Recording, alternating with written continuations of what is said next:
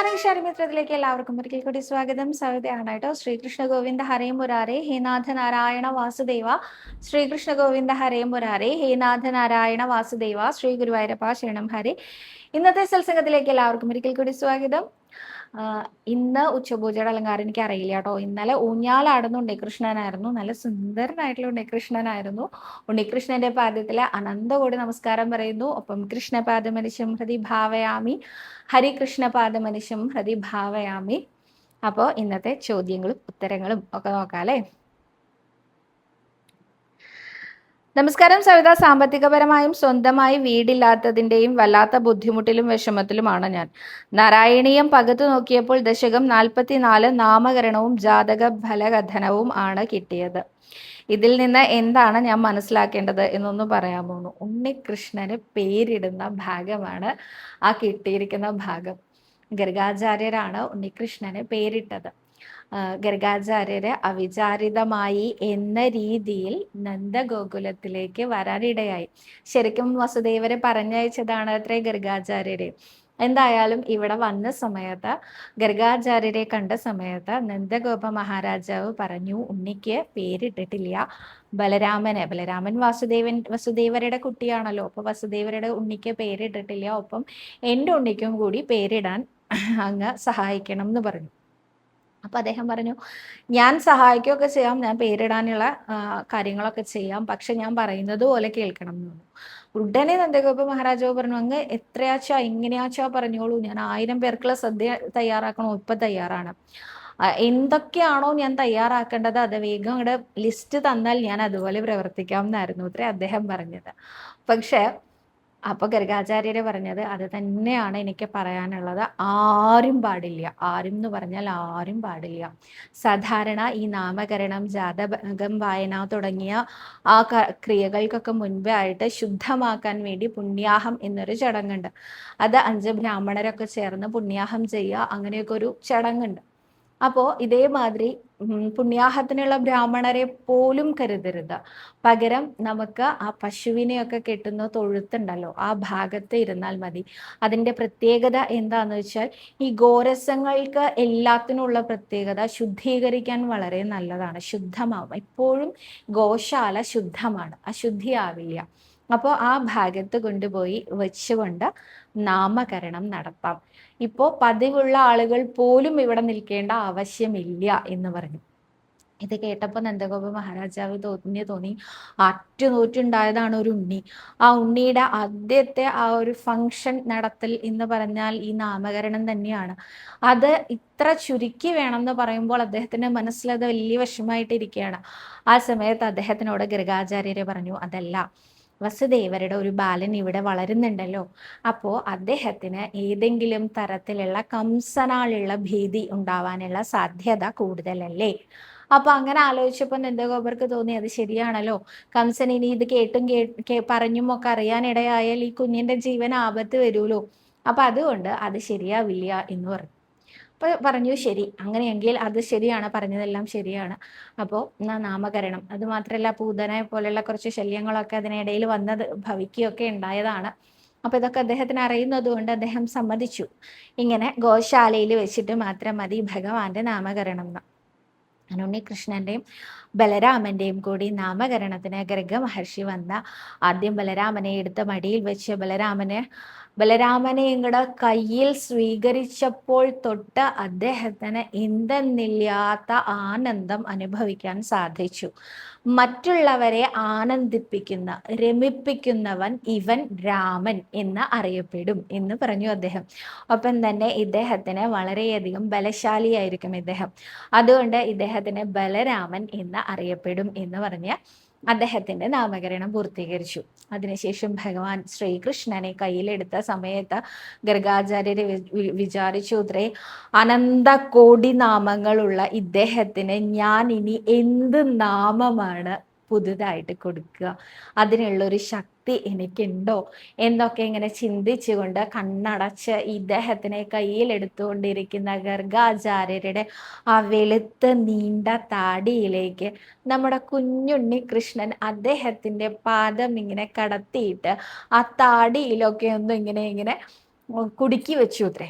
അപ്പോൾ ഇദ്ദേഹം കണ്ണ് തുറന്നു നോക്കിയപ്പോൾ ആ ഉണ്ണികൃഷ്ണന്റെ കണ്ണിലേക്ക് നോക്കിയ അദ്ദേഹത്തിന് കണ്ണെടുക്കാൻ സാധിച്ചില്ല. അദ്ദേഹത്തിന്റെ ആ ഒരു ആകർഷണീയത, കർഷതി ഇതി കൃഷ്ണ എന്ന ആ ഒരു ആകർഷണീയത കണ്ടിട്ട് ഇദ്ദേഹത്തിന്റെ പേര് കൃഷ്ണൻ എന്ന് ആവട്ടെ എന്ന് പറഞ്ഞു. അങ്ങനെയാണ് ശ്രീകൃഷ്ണൻ എന്ന പേര് അദ്ദേഹത്തിന് നൽകിയത് അത്രേ. കറുത്ത രൂപമുള്ളവനാണ് കൃഷ്ണൻ എന്നും പറയാറുണ്ട്, ആകർഷിക്കുന്നവനാണ് കൃഷ്ണൻ എന്നും പറയാറുണ്ട്. എന്തായാലും കൃഷ്ണനോളം ആപ്റ്റ് ആയിട്ടുള്ളൊരു പേര് ഇദ്ദേഹത്തിന് ഇനി നൽകാനില്ല എന്ന് ഉറപ്പിച്ച് ഗർഗാചാര്യര് ആ ഒരു നാമകരണം നടത്തുകയുണ്ടായി. ഭഗവാന് വലിയ സന്തോഷമായി. എനിക്ക് നല്ല പേര് തന്നെയാണ് അങ്ങിട്ടിരിക്കുന്നത് എന്ന് ഒരു അനുഗ്രഹിക്കല് ഗർഗാചാര്യർക്ക് ഭഗവാന്റെ വക പ്രത്യേകമായൊരു അനുഗ്രഹം കിട്ടി. അതെന്താണെന്നറിയോ? ഗർഗഭാഗവതം എന്ന ഒരു സംഹിത ഭഗവാന് സമർപ്പിക്കാൻ സാധിച്ചു അദ്ദേഹത്തിന്. അതിൽ രാധാകൃഷ്ണ സങ്കല്പം അല്ലെങ്കിൽ രാധാകൃഷ്ണ പ്രണയം മാത്രമായിട്ടുള്ള ഒരു ഗർഗ സംഹിത അല്ലെങ്കിൽ ഗർഗഭാഗവതം തന്നെ അദ്ദേഹത്തിന് രചിക്കാൻ സാധിച്ചു. അതാണത്രേ ആ ദക്ഷിണയായി ഭഗവാൻ നൽകിയത്. നന്ദഗോപ മഹാരാജാവ് അനേകം ദക്ഷിണ നൽകിയിട്ടോ. ഇതൊന്നും പോരാ, ഇദ്ദേഹത്തിന്റെ ദക്ഷിണ ഞാൻ കണക്കാക്കി വെച്ചിട്ടുണ്ട് എന്ന് കരുതിയിട്ട് ഭഗവാൻ അനുഗ്രഹിച്ചതാണത്രേ രാധാകൃഷ്ണ പ്രണയത്തിനെ വർണ്ണിക്കുന്ന ഗർഗസംഹിത എഴുതാൻ അദ്ദേഹത്തിനെ കൊണ്ട് സാധിച്ചത്. അപ്പോൾ ശ്രീകൃഷ്ണ ഭഗവാൻ സന്തോഷിച്ച ഒരു ദശകമാണ് ഈ 44-ാമത്തെ ദശകം, അദ്ദേഹത്തിന്റെ നാമകരണം എന്ന ഈ ഒരു ദശകം. നോക്കൂ, ഭഗവാൻ എന്തിനാണെന്നറിയോ ഭൂമിയിൽ വന്നത്? ക്ലേശാപഹസ്ത്രിജഗതാം തുമിഹാവിരാസി എന്നാണ്. 3 ലോകത്തിൻ്റെയും ക്ലേശങ്ങൾ നശിപ്പിക്കാനാണ് ശ്രീ ഗുരുവായൂരപ്പൻ്റെ അവതാരം ഉണ്ടായിരിക്കുന്നത്. അപ്പോൾ അങ്ങനെ ലോകത്തിൻ്റെ മുഴുവൻ ക്ലേശങ്ങൾ അപഹരിക്കുന്ന ഈ ഉണ്ണികൃഷ്ണന് സന്തോഷമായ ദശകമാണ് ഈ 44-ാമത്തെ ദശകത്തിൽ പറയുന്നത്. അദ്ദേഹത്തിൻ്റെ സന്തോഷത്തിൻ്റെ വർണ്ണനയാണത്. അദ്ദേഹത്തിന് പേര് കിട്ടി, ആപ്റ്റായിട്ടുള്ള പേര് കിട്ടി എന്നുള്ളതിൻ്റെ സന്തോഷം അദ്ദേഹത്തിനുണ്ട്. അപ്പോൾ ഭഗവാൻ സന്തോഷിച്ചാൽ എന്താ അതിൻ്റെ അർത്ഥം? നമുക്ക് അധികം താമസമില്ലാതെ അദ്ദേഹം ആ സന്തോഷങ്ങൾ പകർന്നു തരുന്ന തന്നെയാണ് അതിൻ്റെ അർത്ഥം. ഒരിക്കലും വിഷമിക്കാതിരിക്കൂ. സാമ്പത്തികപരമായും ധനപരമായും മാത്രമല്ല, ഏത് മേഖലയിൽ നിൽക്കുന്ന ആളാണെങ്കിലും, ഇപ്പൊ നമ്മൾ കോടീശ്വരന്മാരുടെ ലിസ്റ്റിൽ പെടുത്തിയിട്ടുള്ള അദാനി, അംബാനി തുടങ്ങിയ ആൾക്കാരൊക്കെ ഉണ്ടല്ലോ, ഇവരടക്കം സാമ്പത്തികമായ ഞെരുക്കങ്ങൾ അനുഭവിക്കാതെ കടന്നു പോയിട്ടുണ്ടാവില്ല. ജീവിതത്തിൽ ഒരിക്കലെങ്കിലും സാമ്പത്തിക ബുദ്ധിമുട്ട് നേരിടാത്തവരായിട്ട് ഒരാളും ഉണ്ടാവില്ല. ചോദിച്ചു നോക്കിക്കോളൂ, എടുത്തു നോക്കിക്കോളൂ. ജനിച്ചപ്പോൾ തന്നെ വായിൽ സ്വർണ്ണക്കരണ്ടിയായി ജനിക്കുക എന്നൊക്കെ കേട്ടിട്ടില്ലേ? അങ്ങനെയുള്ള ആളുകൾക്കും ജീവിതത്തിന്റെ ഏതെങ്കിലും ഒരു ഘട്ടത്തിൽ അവർ സാമ്പത്തികമായിട്ട്, അതിപ്പോ നമുക്ക് വരുന്ന കുഞ്ഞു കുഞ്ഞു ആവശ്യങ്ങൾ നടക്കാതെ പോകുക അങ്ങനെ ആയിരിക്കില്ലേ, അവർക്ക് വലിയ വലിയ കാര്യങ്ങളായിരിക്കും. എന്ത് തന്നെ ആയിരുന്നാലും സാമ്പത്തിക പ്രതിസന്ധി അനുഭവിക്കാത്ത ആരും ഉണ്ടാവില്ല. അപ്പോൾ ഭഗവാനെ പിടിച്ചോളൂ. ഗുരുവായൂരപ്പനെ പിടിച്ചാൽ എന്താ ഗുണം എന്നറിയോ? ലക്ഷ്മി ഭഗവതിക്ക് ഒരിക്കലും നമ്മളെ വിട്ടുപോകാൻ പറ്റില്ല. കാരണം ലക്ഷ്മി ദേവിക്ക് ഏറ്റവും ഇഷ്ടം ആരെയാ? ഉണ്ണികൃഷ്ണനെയാണ്, യാതൊരു സംശയവുമില്ല. ആ ലക്ഷ്മി പതിയായിട്ടുള്ള ഭഗവാനെയാണ് ഏറ്റവും കൂടുതൽ ഇഷ്ടം. അപ്പൊ ഈ ഭഗവാൻ എവിടെയാ വസിക്കണേ വെച്ചാൽ അവിടെ തന്നെ ലക്ഷ്മി ദേവിയും വസിക്കും. അതിലും ഒരു സംശയവുമില്ല. ഭഗവാന്റെ പ്രിയതമയാണല്ലോ, ഭഗവാനെ വിട്ടു പോവാൻ ഒരിക്കലും ലക്ഷ്മി ദേവിക്ക് പറ്റില്ല. അപ്പൊ ഭഗവാൻ എവിടെയാണോ കൂടിയിരിക്കണേ അവിടെ ലക്ഷ്മി കടാക്ഷം ഉറപ്പായിട്ടും ഉണ്ടാവും, ഒരു സംശയവും വേണ്ട ആ കാര്യത്തില്. അതുകൊണ്ട് സന്തോഷമായിട്ടിരിക്കും കേട്ടോ. സന്തോഷമായിട്ട് വരുന്ന ഭാഗമാണ് കിട്ടിയിരിക്കുന്നത്. അടുത്തതായിട്ട് സവിത ഒരു സംശയം ചോദിച്ചോട്ടെ. പ്രദോഷ വ്രതം എടുക്കുമ്പോൾ കട്ടൻ ചായ കുടിക്കാമോ ഒന്ന് പറയണേ. ചിലർ പറയും തേയില ഒഴിവാക്കണമെന്ന്, അതാണ് ചോദിച്ചത്. കട്ടൻ ചായ കുടിക്കാൻ പാടില്ല എന്നാണ് ഞാനും കേട്ടിരിക്കുന്നത്. അപ്പോൾ അതുകൊണ്ട് തലവേദനയോ ആരോഗ്യ പ്രശ്നങ്ങളൊക്കെ വരുന്ന ആൾക്കാരാണെങ്കിൽ കുറേശ്ശെ നിർത്താൻ ശ്രമിച്ചാൽ മതി. ഒറ്റടിക്ക് കട്ടൻ ചായയൊക്കെ ഉപേക്ഷിച്ച് പ്രദോഷ വ്രതം എടുത്ത് തലകറങ്ങി വീണ് ഛർദിച്ച് അങ്ങനെ ഒന്നും ആവരുത്. കുറേശ്ശെ ശരീരത്തിനെ അതുമായിട്ട് ഒന്ന് ഇണക്കി കൊണ്ടുവന്നോളൂ. മഹാദേവനെ നേദിച്ച കരിക്ക് ഒക്കെയാണ് കുടിക്കാൻ പാടുള്ളൂ എന്നൊക്കെയാണ് ഞാൻ കേട്ടിരിക്കണേ കേട്ടോ. അടുത്തതായിട്ട് നമസ്കാരം സവിത, ഒരു ഡൗട്ട് ചോദിക്കട്ടെ. ഓക്കെ, അത് ഞാൻ നേരത്തെ ഷോർട്സ് ആയിട്ട് പറഞ്ഞ ചോദ്യം തന്നെയാണ്. ബിന്ദു എന്ന ഭക്ത ചോദിച്ചിരിക്കുന്നത് പറഞ്ഞിരിക്കുന്നത് തുലാഭാരത്തിനായി അഭിഷേകം ചെയ്യാനുള്ള പാല് വരുമ്പോൾ ചെയ്യാം, കൗണ്ടറിൽ നേരത്തെ പറയണമെന്നേ ഉള്ളൂ. കഴിഞ്ഞ ദിവസം പറഞ്ഞിട്ടുണ്ടായിരുന്നു പാല് കൊണ്ട് തുലാഭാരം തൂക്കാൻ പാല് നമ്മൾ കൊണ്ടുവരണം എന്ന് പറഞ്ഞിട്ടുണ്ടായിരുന്നു. അങ്ങനെ അല്ലാതെ പാലഭിഷേകത്തിനായിട്ട് പാല് ദേവസ്വത്തിന്റെ വകയായിട്ട് കൊണ്ടുവരുമ്പോൾ അതിൽ നിന്ന് നമുക്ക് തുലാഭാരത്തിന് ഇത്ര ടിന്ന് പാല് വേണം എന്ന് മുൻകൂട്ടി പറയുകയാണെങ്കിൽ അവർ തന്നെ ഏർപ്പാടാക്കി കൊണ്ടുവരുന്നു. അപ്പൊ അങ്ങനെ ഒരു ഓപ്ഷൻ ഇപ്പൊ അടുത്ത് തുടങ്ങിയിട്ടുണ്ട്. അതായത് ഞാൻ മിത്രവിന്ദയ്ക്ക് പാല കൊണ്ട് തുലാഭാരം തൂക്കുമ്പോൾ അങ്ങനെ ഉണ്ടായിരുന്നില്ല. ഇപ്പൊ പക്ഷെ അങ്ങനെ ഒരു ഓപ്ഷനും കൂടി ഉണ്ട്. അപ്പൊ നമ്മൾ തലേ ദിവസം തന്നെ പറയുകയാണെങ്കിൽ ദേവസ്വം തന്നെ പാല ഏർപ്പാടാക്കി തരും എന്നാണ് പറഞ്ഞത് കേട്ടോ. അടുത്തതായിട്ട് അനുശ്രീ ഹരിദാസൻ എന്ന ഭക്തയാണ് ചോദിച്ചിരിക്കുന്നത്. നമസ്കാരം സവിത, എല്ലാവർക്കും വേണ്ടി ജീവിച്ച ഒരാളെ എന്തിനു വേണ്ടി ഭഗവാൻ പരീക്ഷിക്കുന്നു? എന്തായാലും ഇതിനൊരു മറുപടി തരണേ. A to Z വരെയും എന്ത് ചെയ്താലും എല്ലാവർക്കും അത് നല്ലതാവും, പക്ഷെ ചിത്തപ്പേര് മാത്രം നമുക്കും എന്താണ് ഇങ്ങനെയെന്ന് മനസ്സിലാവുന്നില്ല. നമ്മൾ നമുക്ക് വേണ്ടി ജീവിച്ചു തുടങ്ങൂ, മറ്റൊരാൾക്ക് വേണ്ടി നമ്മൾ മാക്സിമം സന്തോഷിപ്പിക്കാൻ ശ്രമിക്കുക, അദ്ദേഹം സന്തോഷിക്കണില്ല. നമ്മൾ ആ സന്തോഷിപ്പിക്കാൻ ശ്രമിക്കുന്നത് ശ്രീ ഗുരുവായൂരപ്പനെയാണെങ്കിലോ ഒന്ന് ആലോചിച്ച് നോക്കൂ. എൻ്റെ ജീവിതത്തിൽ ഞാൻ ഒരുപാട് പേർക്ക് ഉപകാരം ചെയ്യാറില്ല കേട്ടോ. ഞാൻ എന്നെ തന്നെ വിലയിരുത്താണ്. ഞാൻ ഒരുപാട് പേർക്ക് ഉപകാരം ചെയ്യുന്ന ഒരാളൊന്നുമല്ല. കുറേ സഹായങ്ങൾ, ധനസഹായം ചെയ്യുക, അല്ലെങ്കിൽ ശാരീരികമായിട്ട് അവരെ പോയി അധ്വാനിച്ച് അവരുടെ ഫംഗ്ഷന് പോവുക, അവർക്ക് വേണ്ട സഹായങ്ങൾ, എനിക്ക് അങ്ങനെയൊന്നും അറിയില്ല ഒന്നാമത്തെ കാര്യം. ഇനി എൻ്റെ അടുത്ത് സാമ്പത്തികമായിട്ടുള്ള സഹായങ്ങൾ ചെയ്യാനായിട്ട് ചോദിക്കുന്ന ആൾക്കാർ, അവരുടെ ജെനുവിനിറ്റിനെ കുറിച്ച് എനിക്കറിയില്ല. പലരും എന്നെ പറ്റിച്ചിട്ടുണ്ട്. അപ്പോൾ ഇനിയും അങ്ങനെ ഒരു പറ്റിക്കപ്പെടലിന് തയ്യാറല്ലാത്തത് കാരണം ഞാനതൊന്നും നോക്കാതെ അങ്ങനെ എൻ്റെ വഴിക്ക് അങ്ങനെ പോകും എന്നല്ലാതെ കൂടുതൽ സഹായങ്ങൾ ചെയ്തിട്ടില്ല. പക്ഷെ എൻ്റെ ലിസ്റ്റിൽ കുറച്ച് പേരുണ്ട്, അവർക്ക് ഞാൻ എപ്പോഴും എന്താവശ്യത്തിനും ഞാൻ അവൈലബിൾ ആവും, ഓൾവേസ് ഞാൻ അവൈലബിൾ ആവും, ഞാൻ അവർക്ക് വേണ്ടി ചെയ്തു കൊടുക്കും. പക്ഷെ എന്നിട്ടും അവരിൽ ചില ആളുകൾ എന്നെ വളരെ മോശമായിട്ട് പറയും, തിരിഞ്ഞു കുത്തുകയും ചെയ്തു. അവരിൽ നിന്ന് ഞാൻ പിന്മാറി. പിന്നീട് ഒരിക്കലും ഞാൻ അവരെ തിരിഞ്ഞ് എൻ്റെ ഒരു നോട്ടം പോലും എത്തരുത് അവരിലേക്ക് എന്ന് എനിക്ക് നിർബന്ധം ഉണ്ടായിരുന്നു.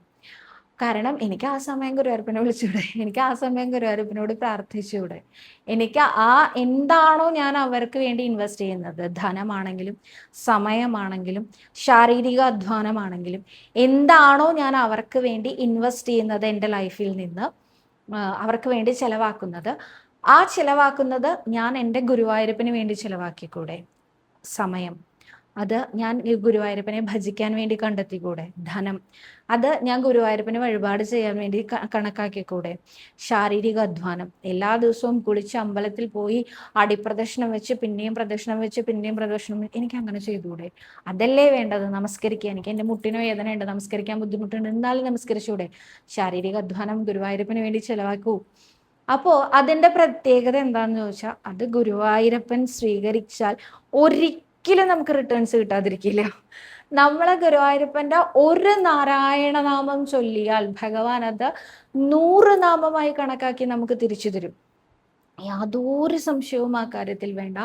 ഒരു വഴിപാട് നമ്മൾ ഗുരുവായൂരപ്പന് വേണ്ടി ചെയ്തോ, ഗുരുവായൂരപ്പൻ ഉറപ്പായിട്ടും അതിന്റെ 10 ഇരട്ടി അനുഗ്രഹം നമുക്ക് തരും, നമുക്ക് തന്നിരിക്കും. യാതൊരു സംശയവും ഇല്ല കേട്ടോ ആ കാര്യത്തില്. പിന്നെ മറ്റൊരാൾക്ക് ഉപകാരം ചെയ്യുമ്പോൾ ഒന്നിലോ നമ്മുടെ മനസ്സ് അത്ര കണ്ടെത്തിയിരിക്കണം. എന്താ? കർമ്മം ചെയ്യൂ, ഫലം ഇച്ഛിക്കരുത്. ഫലം ഇച്ഛിക്കുകയെ ചെയ്യരുത്. നമ്മൾ അവരിൽ നിന്ന് റിട്ടേൺസ് പ്രതീക്ഷിച്ച് ചെയ്യരുത്. അങ്ങനെയൊക്കെ ചെയ്യാൻ നമ്മളെ കൊണ്ട് സാധിക്കുമോ? ഇന്നത്തെ കാലത്തെ നമ്മളുടെ എല്ലാം സ്വഭാവം വെച്ച് നമുക്ക് സാധ്യമാണോ? ഒരാളിൽ നിന്ന് നമുക്ക് ഒന്നും ഇന്നത് കൊടുത്താൽ ഇന്നത് കിട്ടണം എന്ന് വിചാരിച്ച് ചെയ്യില്ലായിരിക്കാം. പക്ഷെ നമ്മൾ ഒരാൾക്ക് ഒരു ഉപകാരം ചെയ്യുമ്പോൾ അയാൾക്ക് എന്നോട് ആ സ്നേഹം ഉണ്ടാവും, അതെങ്കിലും നമ്മൾ എക്സ്പെക്ട് ചെയ്യില്ലേ? അല്ല തിരിച്ചു പ്രതീക്ഷിക്കില്ലേ? അവർ തിരിച്ച് അതേ സഹായം നമുക്ക് മറ്റൊരു സന്ദർഭത്തിൽ ചെയ്യണം എന്ന് നമ്മൾ ചിലപ്പോൾ വിചാരിക്കുന്നുണ്ടാവില്ല. അതല്ലെങ്കിൽ അവർ ഇതിന് തത്തുല്യമായ എന്തെങ്കിലും ചെയ്യണം, അതും നമ്മൾ പ്രതീക്ഷിക്കുന്നുണ്ടാവില്ല. പക്ഷെ അവർക്ക് ആ സ്നേഹം, ആ നന്ദി, ആ കടപ്പാട് അതുണ്ടാവണം എന്ന് നമ്മൾ ഉറപ്പായിട്ടും ആഗ്രഹിക്കും. പക്ഷെ ഒന്നും ആഗ്രഹിക്കാതെ അത് ചെയ്യാൻ സാധിക്കുമെങ്കിൽ നമ്മൾ ചെയ്യേണ്ടത്, നമുക്ക് ചെയ്യാൻ സാധിക്കില്ല. നമുക്ക് എന്ത് വേണമെങ്കിലും പ്രതീക്ഷിച്ചുകൊണ്ട് ഗുരുവായൂരപ്പൻ്റെ അടുത്തേക്ക് പോവാം. പല ആൾക്കാരും പറയാറുണ്ട്, ഓരാഗ്രഹവും പറയണ്ട, ഉണ്ണികൃഷ്ണൻ എല്ലാം അറിയാം, അറിയാത്തതൊന്നും അല്ല, ഗുരുവായൂരപ്പന് നന്നായിട്ട് അറിയാം. പക്ഷെ നമ്മുടെ ആഗ്രഹങ്ങളൊക്കെ നമുക്ക് പറയാമെന്നേ, നമ്മുടെ പ്രതീക്ഷകൾ നമുക്ക് ഗുരുവായൂരപ്പനോട് പറയാം. ഗുരുവായൂരപ്പൻ എല്ലാം നടത്തി തരും, എല്ലാം നേരെയാക്കി തരും. നേരെയാക്കി തരും എന്നാ പറയാട്ടോ, നടത്തി തരും എന്നല്ല. എന്താണോ നമുക്ക് വേണ്ടത് അതിൻ്റെ ബെസ്റ്റ് നമുക്ക് തരും ഗുരുവായൂരപ്പൻ, യാതൊരു സംശയവും ഇല്ല കേട്ടോ. അപ്പോൾ വിഷമിക്കൊന്നും വേണ്ട. പിന്നെ ചീത്തപ്പേര് മാറാൻ നാരായണീയത്തിലെ 80ാമത്തെ ദശകം ചൊല്ലുന്നത് വളരെ നല്ലതാട്ടോ. സ്യമന്തകം കഥയാണത്. ഈ സ്യമന്തകം കഥ ചൊല്ലിയാൽ എല്ലാ തരത്തിലുള്ള എന്താ പറയുക ദുഷ്പേര് മാറാനും സാധ്യമാവും കേട്ടോ. അടുത്തതായിട്ട് ധന്യ എന്ന ഭക്തയാണ് ചോദിച്ചിരിക്കുന്നത്, സവിത എൻ്റെ മകൻ 10ാം ക്ലാസ്സിലാണ് പഠിക്കുന്നത്, പഠിക്കാൻ ഭയങ്കര മടിയാണ്, എന്നാൽ നല്ല ബുദ്ധിയുണ്ട്, മടി മാറാൻ എന്താണ് ചെയ്യേണ്ടത്? പിന്നെയുള്ള ഒരു കാര്യം, നന്നായി കളവ് പറയും, സ്കൂളിലെ ടീച്ചറും പറഞ്ഞു, ആ സ്വഭാവം മാറാൻ എന്താണ് ചെയ്യേണ്ടത്? കള്ളനല്ലേ കളവുള്ളതറിയാവൂ എന്നാ ചോദിക്കാം ഗുരുവായൂരപ്പനെ പറ്റിയിട്ട്.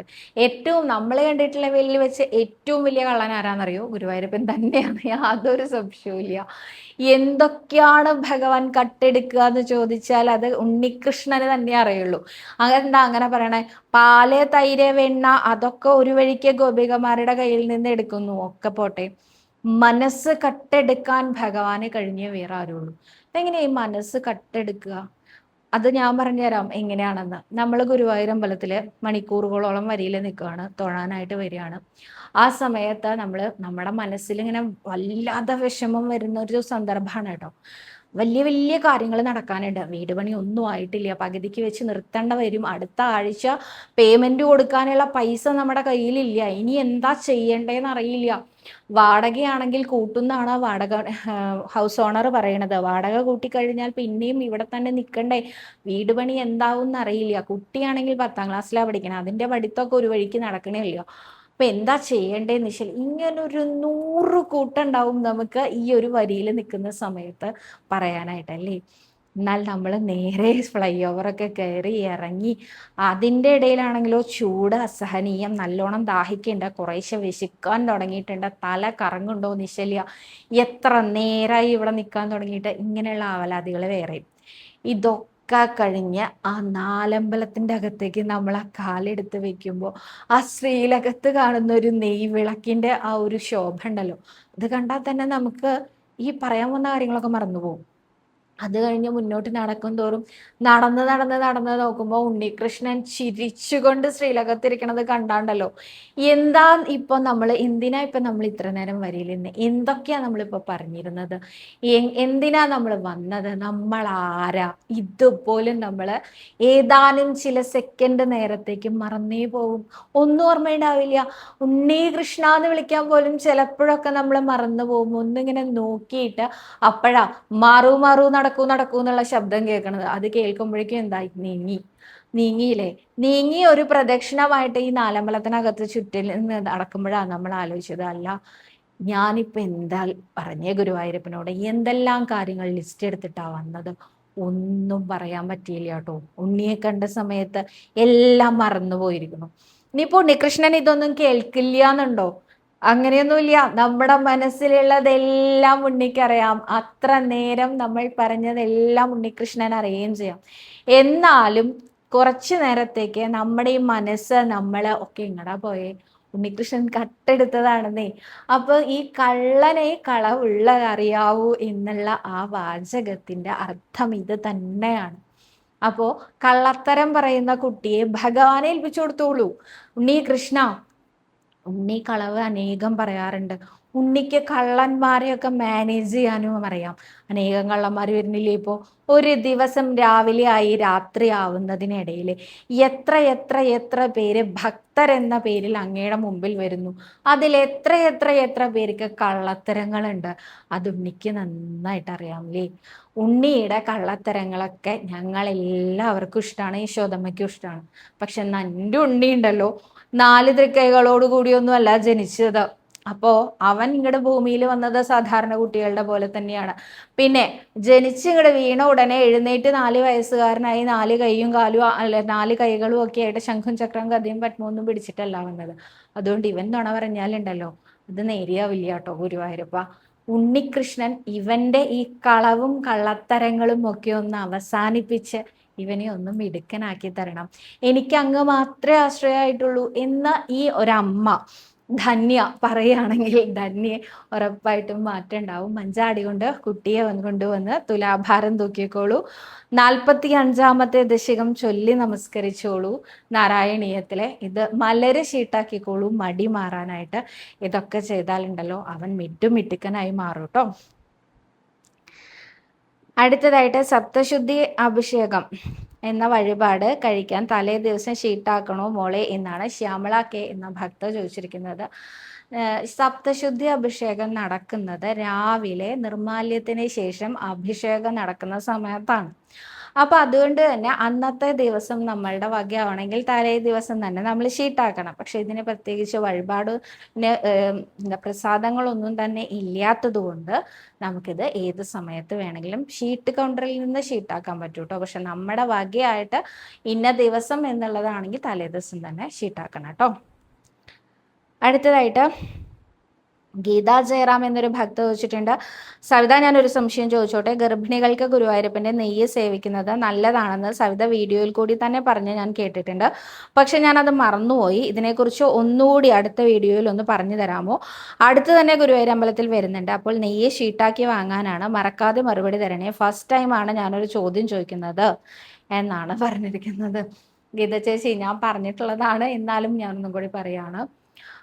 നമുക്ക് നെയ്ജപം എന്ന പേരിൽ ഷീട്ടാക്കാൻ പറ്റും. നെയ്ജപം ഷീട്ടാക്കിയാൽ തലേ ദിവസം തന്നെ ഷീട്ടാക്കണം. രാവിലെ 7 മണിക്ക്, അതായത് രാവിലത്തെ ശിവേലിക്ക് ശേഷം നാലമ്പലത്തിനകത്ത് ഗണപതിയുടെ പുറകുവശത്തായിട്ട് അവിടെ ഇരിക്കുന്ന മേൽശാന്തിയോ ഓദിക്കന്മാരോ ആരാണോ ഇരിക്കുന്ന അവരുടെ കയ്യിൽ നിന്നാണ് നമുക്ക് ഈ നെയ്ജപത്തിൻ്റെ പ്രസാദം സ്വീകരിക്കാൻ പറ്റുന്നത്. അത് എത്ര നെയ്ജപം ഉണ്ടോ അത്രയും നെയ്യ് മാത്രമേ അവിടെ കെട്ടി വെച്ചിട്ടുണ്ടാവുള്ളൂ കേട്ടോ. ഒരു ഇലയിലാണ് ഈ നെയ്ജപം കെട്ടിയ രൂപത്തിൽ വെച്ചിട്ടുണ്ടാവുക. 1 സ്പൂണ് വെണ്ണയാണ് ഇവിടെ ജപിച്ച നെയ്യായിട്ട് നമുക്ക് കിട്ടുക. ഇത് ജപിച്ച് ഭഗവാന്റെ പാദത്തിൽ വെച്ചിട്ടുള്ളതാണ്. അപ്പം അത് സ്വീകരിക്കുന്നത് ഗർഭസ്ഥ ശിശുവിൻ്റെ ആരോഗ്യത്തിനും സദ്ബുദ്ധിക്കും ഒക്കെ വളരെ നല്ലതാണ് കേട്ടോ. ഇത് ചെറിയ കുട്ടികൾക്ക് കൊടുക്കുന്നതും നല്ലതാണ്, പക്ഷെ തലേ ദിവസം തന്നെ ബുക്ക് ചെയ്യേണ്ടതാണ് കേട്ടോ. അപ്പോൾ ഇന്ന് അത്രയും ചോദ്യങ്ങളിൽ ഒരു ചോദ്യം കൂടി പറഞ്ഞിട്ട് നിർത്താം. സുജ KS എന്ന ഭക്തയാണ്. വിഷ്ണു ഭഗവാന്റെ അംശമാണെങ്കിലും അവതാരങ്ങളിലൊന്നല്ല നമ്മുടെ ശ്രീകൃഷ്ണ ഭഗവാൻ എന്ന് സവിത ഒരു ദിവസം പറഞ്ഞല്ലോ, അതിനെക്കുറിച്ച് കൂടുതൽ പറയാമോ എന്നാണ് ചോദിച്ചിരിക്കുന്നത്. ഗോലോകേശ്വരനാണ് ശ്രീകൃഷ്ണൻ എന്നാണ് പറയാറ്. ഗോലോകേശ്വരം എന്ന് പറഞ്ഞാൽ നമുക്കറിയാം ഒരു ബ്രഹ്മാണ്ടം. ആ ബ്രഹ്മാണ്ടത്തിൽ ബ്രഹ്മാവ്, വിഷ്ണു, ശിവൻ തുടങ്ങിയ 3 ശക്തികളെ കുറിച്ച്, ബ്രഹ്മാവ് സൃഷ്ടികർമ്മം ചെയ്യുന്ന ശക്തിയാണെങ്കിൽ മഹാവിഷ്ണു സ്ഥിതി പരിപാലകനാണ്. അതുപോലെ തന്നെ സംഹാരമൂർത്തിയാണ് മഹാദേവൻ എന്നും നമുക്കറിയാം. ഇത് ഒരു ബ്രഹ്മാണ്ടത്തിൻ്റെ കഥയാണ്. ഇതേപോലെ അനേക കോടി ബ്രഹ്മാണ്ടങ്ങളുണ്ട്. ഈ എല്ലാ ബ്രഹ്മാണ്ടങ്ങളുടെയും നിയന്ത്രണം നടപ്പിലാക്കുന്നത് ശ്രീകൃഷ്ണ ഭഗവാനാണ്. ആ ശ്രീകൃഷ്ണ ഭഗവാൻ ഗോലോകേശ്വരം എന്ന ധാമത്തിലാണ് ഉള്ളത്. അപ്പോൾ ഗോലോകേശ്വരനായ ശ്രീകൃഷ്ണനാണ് ഭഗവാൻ ശ്രീകൃഷ്ണനായിട്ട് അവതാരം കൈക്കൊണ്ടത് എന്നാണ് പറയാറ്. വിഷ്ണുവിൻ്റെ അംശമാണെങ്കിൽ പോലും ഭഗവാൻ ശ്രീകൃഷ്ണൻ ഗോലോകേശ്വരത്ത് നിന്നാണ് വന്നിരിക്കുന്നത്. ഇനി ഗോലോകത്തിനെ കുറിച്ച് പറയുകയാണെങ്കിൽ നമ്മൾ വൈകുണ്ഠത്തിനെ കുറിച്ച്, കൈലാസത്തിനെ കുറിച്ച്, സത്യലോകത്തിനെ കുറിച്ചൊക്കെ നമ്മൾ കേട്ടിട്ടുണ്ട്. ഇതേപോലെ ഗോലോകത്തിനെ കുറിച്ച് കേൾക്കുന്നത് എന്താണ് എന്ന് ചോദിച്ചാൽ, പണ്ട് അവതാരം കഥ പറയുന്ന സമയത്ത് ഞാൻ അതൊക്കെ പറഞ്ഞിട്ടുള്ളതാട്ടോ. അവതാര കൃഷ്ണൻ, അതായത് ഭൂമി ദേവിക്ക് ദുഷ്ടശക്തികൾ, അതായത് ദുഷ്ട അസുരന്മാരാൽ ഭൂമിയുടെ ഭാരം വളരെയധികം വർദ്ധിച്ചതായിട്ട് അനുഭവപ്പെട്ടു. അങ്ങനെ ഭൂമിദേവി ഒരു പശുവിൻ്റെ രൂപം ധരിച്ച് ബ്രഹ്മാവിൻ്റെ അടുത്ത് പോയിട്ട് അദ്ദേഹത്തിനോട് തൻ്റെ സങ്കടം ബ്രഹ്മാവിനോട് പറഞ്ഞു. അദ്ദേഹമാണല്ലോ സൃഷ്ടികർമ്മം ചെയ്തിരിക്കണം. അപ്പം അദ്ദേഹത്തിനോട് പോയി പറഞ്ഞു, എനിക്ക് നല്ലോണം ബുദ്ധിമുട്ടാവുന്നുണ്ട് അങ്ങയുടെ ഈ സൃഷ്ടി കാരണം, അപ്പം ഇതൊക്കെ ഒന്ന് നേരെയാക്കി തരണം എന്ന് പറഞ്ഞു. അദ്ദേഹം എടുത്ത വഴിക്ക് പറഞ്ഞു, ഞാനല്ല, സംഹാരമൂർത്തി മഹാദേവനാണ്. അപ്പം നമുക്ക് മഹാദേവൻ്റെ അടുത്ത് പറയാം. മഹാദേവനോട് പറഞ്ഞപ്പോൾ മഹാദേവൻ പറഞ്ഞു, നമുക്ക് മഹാവിഷ്ണുവിനെ സമീപിക്കാം, അതാണ് നല്ലത് എന്ന്. അങ്ങനെ മഹാവിഷ്ണുവിൻ്റെ അടുത്ത് പോയി. വിഷ്ണുവിൻ്റെ അടുത്ത് പോയപ്പോൾ അദ്ദേഹം പറഞ്ഞു, ഇതിന് ഞാനല്ല നല്ലത്, ഗോലോകേശ്വരനാണ് നല്ലത് എന്ന്. അപ്പോഴാണ് ബ്രഹ്മദേവൻ ചോദിക്കുന്നത്, ഗോലോകേശ്വരനോ? അപ്പോൾ ഞാൻ എനിക്ക് മേലെയുള്ളത് എൻ്റെ പിതാവിൻ്റെ രൂപത്തിൽ കണ്ടിരിക്കുന്നത് മഹാവിഷ്ണുവിനെയാണ്. മഹാവിഷ്ണുവിൻ്റെ നാഭീകമലത്തു നിന്നാണല്ലോ ബ്രഹ്മാവ് വന്നിരിക്കുന്നത്. അപ്പോൾ എനിക്കറിയില്ല ഇതിൻ്റെക്കാളും മേലെയുള്ള ഒരു ഈശ്വരനെ. അപ്പം ഞാൻ എന്താ ചെയ്യേണ്ടത് എന്ന് ചോദിച്ചു മഹാവിഷ്ണുവിനോട്. അപ്പം അദ്ദേഹം പറഞ്ഞു, ഒന്നുമില്ല, ആചാര്യൻ ഇതിനെ വളരെ മനോഹരമായിട്ട് നമുക്ക് മനസ്സിലാക്കാൻ പാകത്തിന് പറഞ്ഞു തരാറുള്ളത് എന്താന്ന് വെച്ചാൽ, ഇന്നത്തെ കാലത്തെ ടെലിഫോൺ സംവിധാനം പോലെ അല്ലെങ്കിൽ മൊബൈൽ ഫോൺ പോലെയാണത്രേ. നമ്മൾ കറക്കി എന്താ പറയാ, മൊബൈൽ കയ്യിലെടുത്ത് നമ്പർ കറക്കി ഡയൽ ചെയ്ത് നമ്മൾ ചെവിയിൽ വെച്ചാൽ കേൾക്കുന്നത് പോലെയാണ് അന്ന് ബ്രഹ്മാവിനോട് മഹാവിഷ്ണു പറഞ്ഞു കൊടുത്തത് ഗോലോകേശ്വരനെ ധ്യാനിക്കാൻ. ധ്യാനിച്ചു കഴിഞ്ഞപ്പോൾ ബ്രഹ്മാവിന് അവിടെ മണിയടിക്കുന്ന ശബ്ദം കേട്ടു. ആ മണിയടിച്ച അങ്ങേ തലയിൽ ഫോൺ എടുത്തത് ആരാണ്? ഒരു ഗോപികയാണ് എടുത്തത്. ഗോപിക എടുത്തിട്ട് ചോദിച്ചു ആരാണെന്ന്. അപ്പൊ പറഞ്ഞു ഞാൻ ബ്രഹ്മാവാണ് എന്ന് പറഞ്ഞു അദ്ദേഹം. ഉടനെ ചോദിച്ചു ഏത് ബ്രഹ്മാണ്ടത്തിലെ ബ്രഹ്മാവാണ് അങ്ങ് എന്ന്. അപ്പോ ബ്രഹ്മാവ് കഴിഞ്ഞുപോയി. ബ്രഹ്മാവിനറിയില്ല ഇതിപ്പോ ഈ ബ്രഹ്മലോകം ഒരുപാട്, അല്ലെങ്കിൽ ഈ ബ്രഹ്മാണ്ടം ഒരുപാട് എണ്ണം ഉണ്ടെന്ന്. ഏത് ബ്രഹ്മാണ്ടത്തിലെ ബ്രഹ്മാവാണെന്നാ പറയാ? ഈ ബ്രഹ്മാണ്ടത്തിന് ഒരു നമ്പർ ഉണ്ടോ? ഇതിനൊരു പേരുണ്ടോ? ഇതിപ്പോ ഏത് ബ്രഹ്മാണ്ടം എന്നാ പറയേണ്ടത് എന്ന് കുഴങ്ങിപ്പോയി അദ്ദേഹം. മഹാവിഷ്ണുവിനോട് തന്നെ ചോദിച്ചു ഏത് ബ്രഹ്മാണ്ടത്തിലെ ബ്രഹ്മാവാണെന്ന് അവിടെ നിന്ന് ചോദിക്കണേ, ഞാൻ എന്താ പറയേണ്ടത് എന്ന് ചോദിച്ചു. അപ്പൊ പറഞ്ഞു വാമനമൂർത്തിയുടെ പാദം കൊണ്ട് പൊളിഞ്ഞ ബ്രഹ്മാണ്ടത്തിലെ ബ്രഹ്മാവാണ് എന്ന് പറഞ്ഞോളൂ എന്ന്. ഇദ്ദേഹത്തിന് ഇത്ര നീളമുള്ള വാചകമൊന്നും പറയാൻ അപ്പൊ പെട്ടെന്ന് പരിഭ്രമത്തിൽ കിട്ടിയില്ല അത്രേ. അപ്പൊ അദ്ദേഹം എന്താ പറഞ്ഞ, പൊളിഞ്ഞ ബ്രഹ്മാണ്ടത്തിലെ ബ്രഹ്മാവാണ് എന്നാണ് അത്രേ അദ്ദേഹം പറഞ്ഞത്.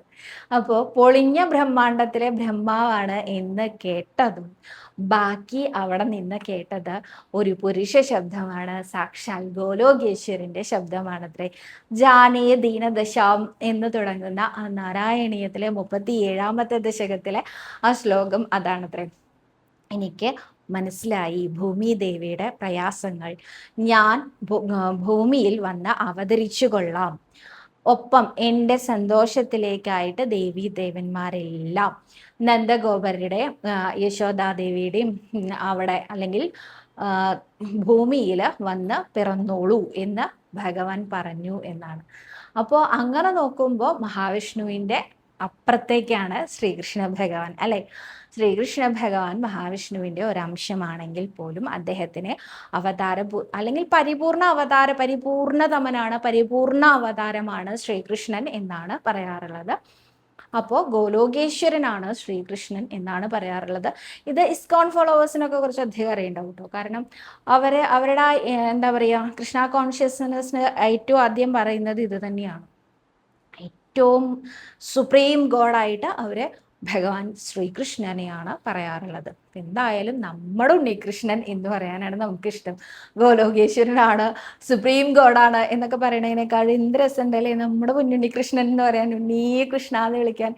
എല്ലാവർക്കും അങ്ങനെ വിളിക്കാൻ സാധ്യമാവട്ടെ ശ്രീ ഗുരുവായൂരപ്പൻ. അതിനെ നമ്മളെ ഓരോരുത്തരെയും അനുഗ്രഹിക്കട്ടെ എന്ന് പ്രാർത്ഥിച്ചുകൊണ്ട് ത്വൽപ്രസാദായ ഭൂയാൽ ശ്രീ ഗുരുവായൂരപ്പ ത്വൽപ്രസാദായ ഭൂയാൽ സർവരോഗ വിനാശന സർവപാപ വിനാശന സർവദുഃഖ വിനാശന സർവസൗഖ്യപ്രദായക ശ്രീ ഗുരുവായൂരപ്പ ശരണം ഹരേ.